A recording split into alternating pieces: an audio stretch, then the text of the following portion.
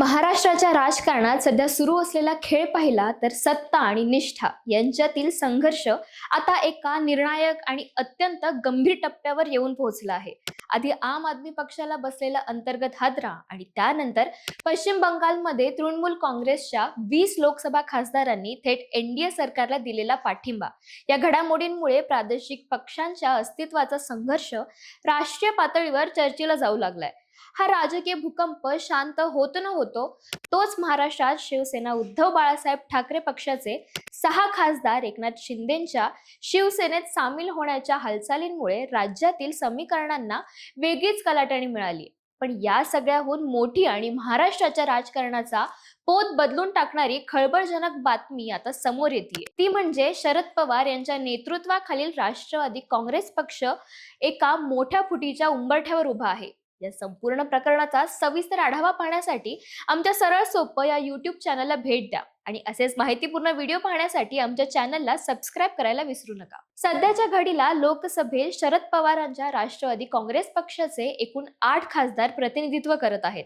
यामध्ये बारामतीतून सुप्रिया सुळे, शिरूरमधून डॉक्टर अमोल कोल्हे, अहमदनगरमधून निलेश लंके, बीडमधून बजरंग सोनवणे, वर्धातून अमर काळे, दिंडोरीतून भास्कर भगरे गुरुजी, माढ्यातून धैर्यशील मोहिते पाटील आणि भिवंडीतून सुरेश म्हात्रे उर्फ बाळा मामा यांचा समावेश आहे. आता राजकीय वर्तुळात अशी खळबळजनक चर्चा रंगू लागलीये की या 8 खासदारांपैकी तब्बल 4 ते 5 खासदार थेट भाजपच्या संपर्कात असून ते सत्ताधारी गटात सामील होण्यासाठी प्रचंड उत्सुक आहेत.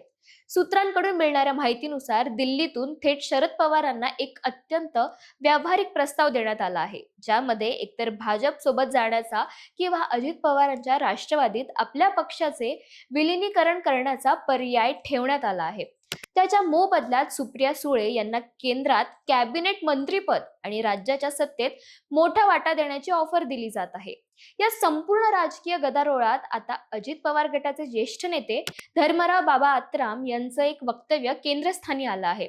आत्राम यांच्या विधानांनी या संभाव्य फुटीच्या चर्चांना थेट दुजोरा दिला असून राष्ट्रवादीत पडद्यामागे काय शिजतंय हे आता चव्हाट्यावर आलं आहे. सूत्रांच्या मते धर्मराव बाबा आत्राम आणि त्यांचे सहकारी सध्या शरद पवार गटातील विदर्भातील आणि इतर भागातील काही महत्त्वाच्या नेत्यांना आणि लोकप्रतिनिधींना महायुतीमध्ये किंवा थेट अजितदादांच्या पक्षात खेचण्यासाठी विशेष रणनीती आखत आहेत.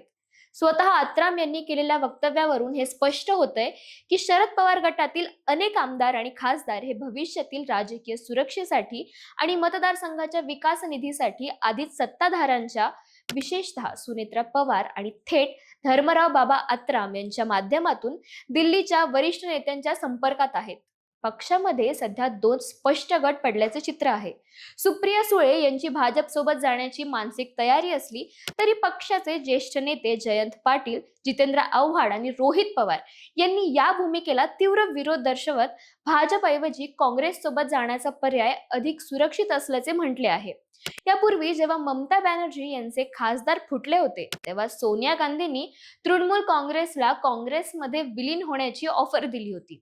तर शिवसेना उद्धव बाळासाहेब ठाकरे पक्षाच्या बंडखोर खासदारांनीही पक्ष काँग्रेसमध्ये विलीन केला जाईल या भीतीनेच एकनाथ शिंदेची वाट धरल्याचे समर्थन केले होते. अशाच प्रकारे राष्ट्रवादीच्या खासदारांनाही केंद्रात आणि राज्यात सत्तेत असलेल्या पक्षासोबत जाणे अधिक व्यावहारिक वाटते, कारण यामुळे मतदारसंघातील प्रलंबित कामे मार्गी लावणे आणि केंद्रीय तपास यंत्रणांच्या संभाव्य ससेमिरापासून स्वतःला सुरक्षित ठेवणे सहज शक्य होते. जेव्हा आमदार संतोष बांगर यांच्यासारखे नेते अजूनही 14 आमदार भाजपच्या वाटेवर असल्याचा दावा करतात आणि दुसरीकडेच धर्मराव बाबा आत्राम उघडपणे रणनीती आणि वक्तव्य करायला लागतात, तेव्हा शरद पवारांसारखे अत्यंत धूर्त आणि दीर्घानुभवी राजकारणी देखील काही काळासाठी का होईना परंतु आपल्या पक्षाच्या अस्तित्वाचा आणि राजकीय भवितव्याचा अत्यंत व्यावहारिक विचार करू लागतात, हे नाकारता येत नाही.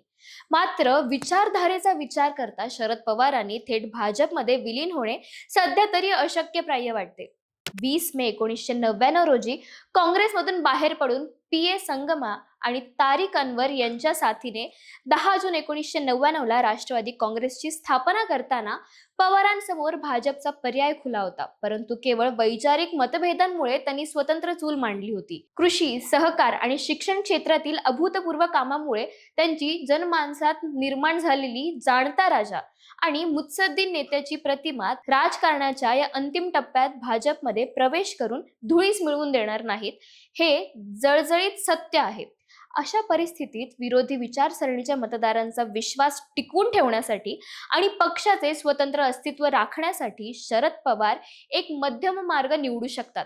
तो म्हणजे भाजपमध्ये थेट विलीन न होता सरकारला बाहेरून पाठिंबा देणे. यामुळे अंतर्गत नाराज केलेले खासदार पक्षातच रोखता येतील, मतदारसंघाला निधीही मिळेल आणि धर्मराव बाबा आत्राम यांनी आखलेला चक्रव्यूह भेदणं पवारांना सोपं जाईल. येणाऱ्या काळात शरद पवार, धर्मराव बाबा आत्राम आणि महायुतीचे नेते नेमका काय राजकीय डाव टाकतायत हे पाहणे कमालीचे ठरेल. कारण पवारांच्या डोक्यात नेमके काय चालले आहे याचा अंदाज ते स्वतः निर्णय घेईपर्यंत कोणालाही लावता येत नाही, हा इतिहासाचा दाखला आहे. शेवटी राजकारणात काहीही अशक्य नसतं. त्यामुळे शरद पवारांची पुढील चाल काय असेल याकडे संपूर्ण देशाचं लक्ष लागलंय. तुम्हाला याबद्दल काय वाटतं? धर्मराव बाबा आत्राम यांच्या वक्तव्याप्रमाणे शरद पवार गटाचे खासदार खरोखरच फुटतील का? शरद पवार भाजपला बाहेरून पाठिंबा देतील की आपला मूळ पक्ष काँग्रेसमध्ये विलीन करतील? तुमच्या प्रतिक्रिया आम्हाला कमेंट बॉक्समध्ये नक्की कळवा. सरळ सोपं वर नवीन असाल तर चॅनलला सबस्क्राईब करायला विसरू नका. धन्यवाद.